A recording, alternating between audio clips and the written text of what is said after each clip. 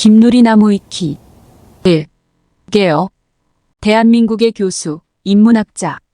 현재 중앙대학교의 도거동문학과 교수이다. 방송활동이나 어록을 보면 철학과나 사회학과 교수처럼 보이지만 아니다.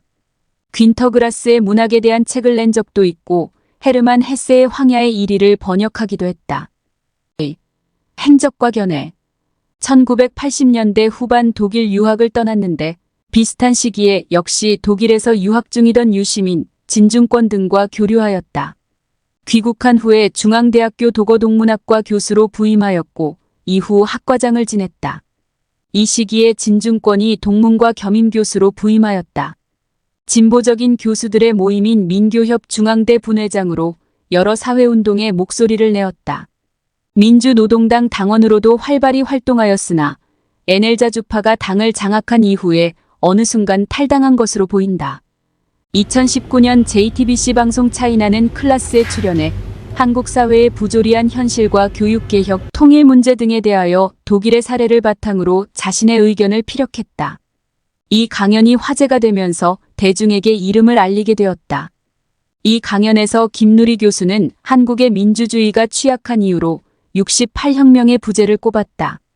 그는 세계적으로 68혁명이 발생했던 이유와 한국의 68혁명이 부재했던 이유가 모두 베트남 전쟁이라고 주장했다.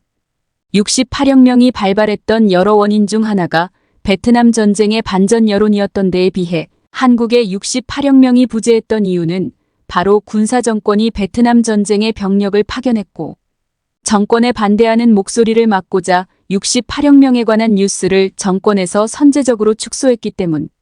먼저 한국이 정치적 민주화 측면에서는 세계적으로 높이 평가받는 민주화를 이뤘지만 이런 민주화 또는 시민운동의 과정 4.19 혁명, 5.18 민주화운동, 6.10 민주항쟁 등에서 그 전후의 여러 군사 쿠데타 5.16 군사정변, 12.12 군사반란 등의 위협이 존재했기 때문에 한국 민주주의의 위대함과 동시에 취약성을 보여준다고 설명했다. 그러면서 정치적 민주화 외에 사회적, 경제적, 문화적 민주화 측면에서는 거의 모든 면의 민주화를 이루었던 독일의 68세대와 다르게 한국의 86세대는 그것들을 이루지 못했다고 주장했다. 2020년 6월 SBS 방송 포스트 코로나 마이너스 뉴노멀을 말하다에 출연해 코로나19 피해의 원흉이 자본주의라고 주장했으며 자본주의가 인간을 잡아먹는 야수가 되므로 야수를 견제하기 위해 국가가 개입해야 하며 시장보다 국가가 효율적이라는 견해를 내비쳤다. 그리고 미래는 자본주의 캐피털리즘보다는 삶을 중시하는 라이피즘 LIFISM이 중요하다고 밝혔다. 해시태그 코로나를 비롯한 많은 바이러스들은 자연 속에서 존재하다가 인간의 무분별한 자연 개발로 인해 사회로 유입된 것이라는 것을 생각해보면 타당한 지적이기도 하며 이미 코로나와 자본주의 혹은 환경 파괴의 연관성에 대해서는 많은 저서가 나온 바가 있다.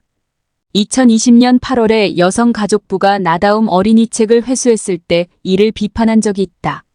빌헬름 라이히의 이론을 인용하여 성적 억압이 파시즘과 성범죄를 유발하고 있다고 주장했고 성교육도 순결교육이 아닌 성긍정을 바탕으로 하고 있다. 성을 은폐악마화하면 죄의식 싹터 권력 앞에 굴종하기 쉬워. 김누리에 따르면 근본적으로 주장하는 것은 각 개인이 주체로서 갖는 성적 욕망을 죄악시하면 결국 자기 자신에 대한 부정으로 이어지고 의는 민주적 시민이 아니라 상위의 권력에 복종하는 인간을 양산시킨다는 것이다. 김누리에 따르면 성긍정을 옹호하지만 성적 대상화를 비판하고 있다.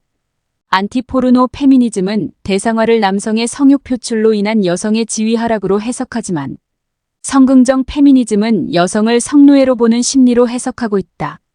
김누리는 한국 사회의 성적 억압이 여성을 인간이 아닌 성노예로 보는 시각이 남초에서 만연하게 되었고 결과적으로 N번방 성착취물 제작 및 유포 사건 같은 성범죄들이 발생하고 있다고 하였다. 성적 자유에 대한 인식이 나자란 한국에서는 성적 자유를 주장하면 성적 대상화도 옹호해야 한다고 착각하는 사람들이 많다. 성적 대상화는 성욕의 긍정과는 완전히 다르다. 그러나 강간의 왕국이 성해방의 왕국이 아니고 꼰대들의 성희롱이 만연한 직장사회가 성해방의 구역도 아니며 N번방 사건이 벌어졌다고 한국이 개방적인 사회도 아니듯이 성적 대상화에 대한 옹호는 성적 자유와 완전히 반대되는 방향에 있다. fem코 등의 커뮤니티에서 십선비 성문화를 까고 야동을 미친 듯이 옹호한다고 해서 그것이 성적 자유주의라고 보기는 힘들다. 여성에 대한 이중잣대가 심각하기 때문이다. 마찬가지로 일부 레디컬 페미니스트들이 여성향 성문화를 옹호할 때도 남성향에 대한 이중잣대가 존재하기에 성적 자유주의라고 보기 힘들다. 성적 대상화는 성적 억압의 한 종류이기 때문이다. 물론 성적 대상화의 범위를 지나치게 확장할 경우 성적 자유와 상충되게 된다. 레디컬 페미니즘 중에서도 안티포르노 페미니즘이 그 전형적인 예. 하지만 여기서는 해당하지 않는다. tvN 미래 수업에서 김누리 교수는 독일은 시험 없이 면접으로만 대학생 선발을 한다고 주장하였다. 해시태그 2에 대해 한국의 서열주의 입시의 옹호자들이 독일도 시험이 반영되는 것은 있다고 반론하기도 했다. 해시태그 해당 기고문은 독일 학생들이 국제학업 성취도 평가에서 뒤떨어져 있다는 것을 중심으로 독일 교육이 문제가 많다고 비판하지만 정작 2021년 기고문인데도 한참 전인 2000년도에 PISA 통계를 가져왔고 해당 통계에서 독일이 점수상 크게 뒤처진 것이 아니었다. 또한 가장 최근의 PISA 통계인 2018년도 자료에서는 독일은 평균 이상의 우수한 성적을 보여줬다. 해시태그 그러면서 일정 과정을 이수하고 자격 올거마인 HOCHSCHULREIFE를 갖추어 대학 입학 원서를 제출하면 진학에 큰 어려움이 없다. 일부 입학 정원 제한 학과의 경우에도 각 대학은 아비투어 성적으로 20%, 대기 기간을 고려하여 20%를 모집하고 이후 나머지 60%의 학생을 대학이 자유롭게 선발이라는 측면에서 보면 약간의 자격을 측정하는 장치는 있다. 해시태그 하지만 이 또한 김누리 교수는 이전의 저서와 강연에서 이미 의대 등 인기가 많은 학과가 아비투어 성적을 일부 반영한다고 언급한 바 있다. 해시태그 오직 성적을 절대적 기준으로 반영하는 한국의 서열주의 입시와는 달리 독일은 아비투어 성적이 최대 20% 이상 반영되지 못하는 것이다. 한국으로 치면 정시에서 수능 성적의 반영 비율이 20% 이하로 제한되는 것이다. 3. 긍정적 평가 3.1. 전문가적 자격이 없다는 시각에 대해 김누리는 독일 문학 박사이지만 주된 연구 분야는 귄터 그라스이다. 귄터 그라스는 독일의 대표적인 사회 참여형 문학인으로 김누리 교수 역시 독일의 정치, 사회, 역사, 제도에 관한 깊이 있는 이해가 없었다면 귄터 그라스로 박사학위 논문을 쓸 수 없었을 것이다. 독일의 현대사와 통일도 주된 연구 분야 중 하나였다. 독일에 가서 그 사회가 어떻게 변화해왔는지 단순히 구경만 하고 온 게 아니라 충분히 학문적인 습득을 하고 온 셈이다. 오히려 독일에 구경만 하고 온 김누리 교수보다 독일에 가보지도 않은 한국인들이 독일 입시 제도에도 문제가 많은데 왜 굳이 한국 입시 제도를 고치려고 하느냐라고 말하는 게 더욱 수박 겉핥기라고 볼 수 있다. 국문학계 출신이지만 한국사학계에서 조선 후기 고전 문학과 조선시대 정치사 전문가로 인정받는 정병설 같은 경우는 과거 이덕일의 실체를 밝혀내서 탈탈 털어버린 전적이 있으니 문학자가 전문가적 자격이 없다 말할 수 없다. 3.2. 교육제도 개혁에 대한 구체적 정책 제시. 김누리는 대학 서열 폐지, 대학 등록금 폐지, 대입시험 폐지, 그리고 특수목적 고등학교 자사고, 외국어 고등학교 등 폐지라는 4가지를 구체적으로 제시하였다. 더 구체적으로 들어가면 서울대학교를 정점으로 하는 대학 서열화를 없애기 위해 서울대를 포함한 모든 국립대학을 네트워크화하고 국립대 간의 자유로운 수강과 학점 이수가 가능하게 하며 한 국립대에서 졸업한다면 5대학교 졸업증이 아니라 국립대학 졸업증을 줘야 한다고 제시했다. 무상등록금 주장은 비현실적이라고 생각하는 이들도 있으나 사실은 현실적인 주장이다. 2021년에 사립대학 총장협의회가 2025년을 기준으로 추산한 사립 일반대학과 국공립 일반대학의 무상교육에 필요한 예산이 1,011조 원이었는데 이는 2020년 우리나라 실질 GDP 1,813조 원의 0.6%에 해당되는 것으로 OECD 평균인 GDP의 약 1% 수준으로 확보할 경우 무상교육이 충분히 가능하다. 해시태그 3.2 1. 독일에서는 아이의 진로를 너무 일찍 결정한다. 독일 부모가 아이의 진로를 독단적으로 결정하는데 왜 이런 제도를 옹호하냐는 반론도 제기되었다. 그런데 초등학교에서 학년 진급 시 매번 담임 교사가 바뀌는 한국과 달리 독일에서는 한 교사가 같은 학급의 아이들과 최소 4-5년을 함께한다. 교사들은 부모들보다 더 자세히 아이들의 학교 시간을 지켜봐왔고 부모는 아이 진로에 대한 교사의 의견을 대부분 받아들인다. 독일 부모들은 교사가 아이에 대해 잘 알고 있다는 것을 알고 있기 때문이다. 한국처럼 입시 지옥도 아니고 직종별 임금 격차도 크지 않기 때문에 교사가 이 아이는 대학에 굳이 어울리지 않는 학생이라고 해도 난리나는 사회가 아니다. 3.3. 성긍정 문제와 한국 사회의 성적 억압. 성긍정은 남녀의 성적 욕망을 인정하는 것에서 출발하는데 이에 성적 대상화를 비판하는 것은 모순이라는 주장도 있다. 하지만 이는 인간 개인의 자연스러운 성적 욕망과 주체적 자아 사이의 관계를 제대로 파악하지 않은 것이다. 김누리 교수의 핵심 주장은 인간의 자연스러운 성적 욕망 리비도를 죄악시한다면 자아도 죄악시하게 되고 이는 자기 자신을 죄악시하는 약한 자아를 만들며 따라서 이는 강한 자아와는 달리 외부의 권력에 쉽게 굴종하게 된다라는 것이다. 성적 욕망과 성적 대상화를 혼동하기에 이런 비판이 일기도 한다. 그런데 한국 사회는 성적 욕망을 죄악시하면서 뒤에서는 성을 사고팔고 있는 사회이다. 각종 광고나 TV 프로그램만 해도 성적으로 어필하는 요소도 굉장히 많다. 김누리 교수는 이런 것까지 긍정적으로 바라보자는 게 아니다.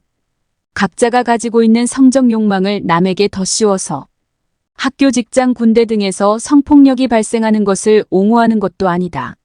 성적 욕망은 우리 개개인이 가진 자연스러운 본능이며 이를 억압하는 것은 권위주의에 굴종하기 쉬운 약한 자아 및 비정상적인 방법으로 성적 욕망을 분출하는 부작용을 낳는다는 것이다. 모든 사람이 가진 성적 욕망을 인간의 자연스러운 모습으로 받아들이고 성적 욕망을 가진 개인이 어떻게 사회의 수많은 다른 자아들과 관계를 맺고 살아갈 것인지를 교육해야 한다는 것이다. 왜냐하면 지금 우리 사회에서 성교육이 제대로 이루어지지 않고 있기 때문이다. 그 예로 직접적인 성관계 장면을 전혀 교육하지 않고 터부시하며 단순히 아기가 생기는 과정에서 정서적이거나 성적인 많은 부분을 생략하고 생물학적으로 정자와 난자의 결합으로만 설명하는 등이 있다. 3.4. 코로나19 위기와 자본주의의 문제. 김누리 교수는 코로나19 대유행의 원인으로 자본주의를 지적하였다.